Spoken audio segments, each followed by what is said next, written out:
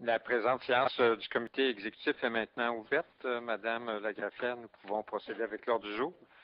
Monsieur le Président, le premier item à l'ordre du jour de ce matin, l'adoption des procès-verbaux des séances du comité exécutif qui ont lieu le 9 et le 10 mars dernier. Ça va. Dans la section services de l'urbanisme et du développement durable, item 3.1, désignation d'un nom de rue, ouverture d'une nouvelle rue, de même que la modification d'une résolution du comité exécutif CA 2009-1288.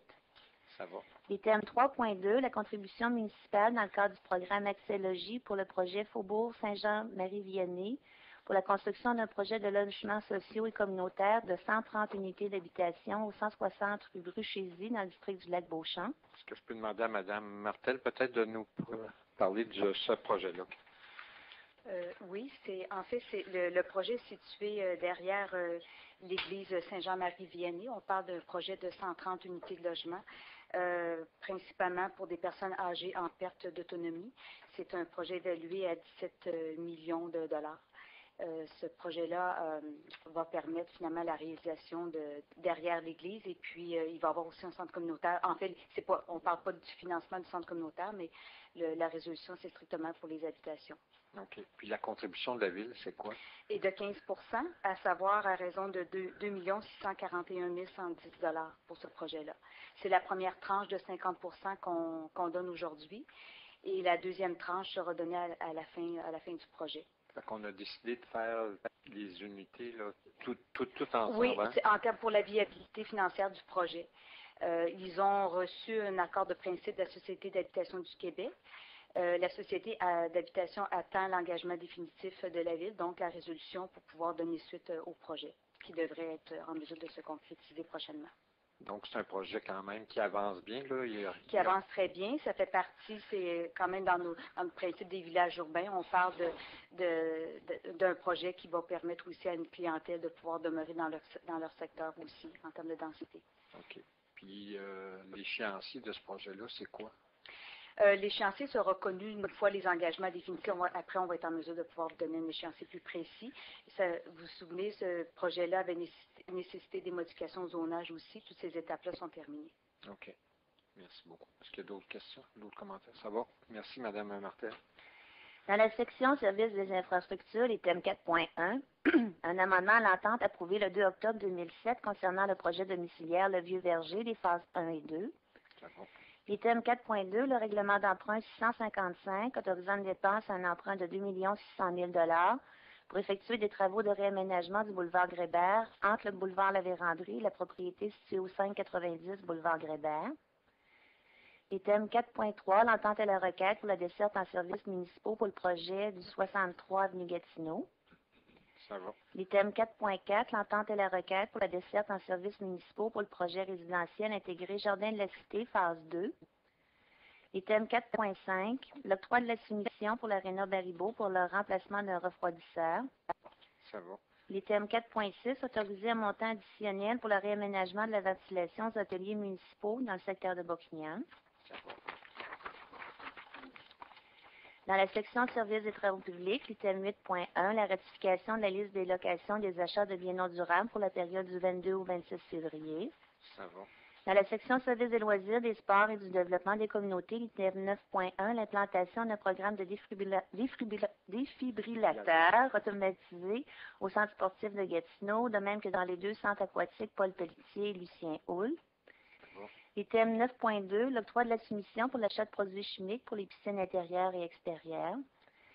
L'item 11 est reporté. Dans la section 12, services de sécurité incendie, l'item 12.1, le renouvellement de la signature d'une entente intermunicipale entre la Ville et la municipalité de l'Anse-Gardien relativement à l'établissement d'un plan d'entraide mutuelle afin d'assurer la protection lors d'une urgence majeure ou d'un sinistre. Ça va. Dans la section de services des finances, item 14.1, l'approbation de la liste des pièces de compte à payer PA numéro 7, PD numéro 10, la liste des réquisitions numéro 9, enfin la liste des embauches numéro 9. Item 14.2, l'acceptation du dépôt de la liste des commandes pour la période du 4 au 10 mars. Ça va. Dans la section de services du greffe, item 15.1, l'octroi de la soumission pour l'achat de services de reproduction numérique de manuels d'entretien du service de l'environnement. Ça va. Dans la section Services d'évaluation de transactions immobilières, l'item 17.1, la vente d'un terrain industriel, le lot 3 836 759 dans le parc industriel Ping sur la rue Auguste-Mondeau. L'item 17.2, la confiscation du dépôt de la vente d'un terrain industriel, le lot 4 396 988 dans l'aéroparc industriel de Gatineau. L'item 17.3, la prolongation du délai de construction et la modification de 2 résolutions du comité exécutif du CA 2008-943 et 1924 pour le lot 4 202 226 dans l'aéroparc industriel de Gatineau. L'item 17.4, l'acquisition d'une partie du lot 2 958 864 pour des feux de circulation, l'avenue Lépine à l'intersection de la rue Dollard. L'item 17.5, la vente d'un terrain industriel, le lot 4 396 988 et la partie du lot 4 396 989 dans l'aéroparc de Gatineau. Dans la section d'hiver, l'item 21.1, la participation de subvention des membres du conseil pour une activité organisée au profit de la Société Alzheimer de l'Outaouais québécois.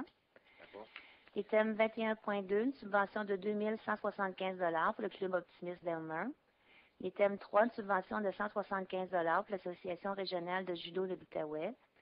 L'item 4, la participation de membres du conseil au Gala des Grands Prix du tourisme de l'Outaouais. L'item 5, la subvention de 2 000 $ pour Trait d'Union Outaouais. L'item 6, subvention de 2 000 $ pour l'Association des résidents du plateau. L'item 7, une subvention de 300 $ pour le GTMI. Ce qui nous amène à la liste des ajouts, Monsieur le Président.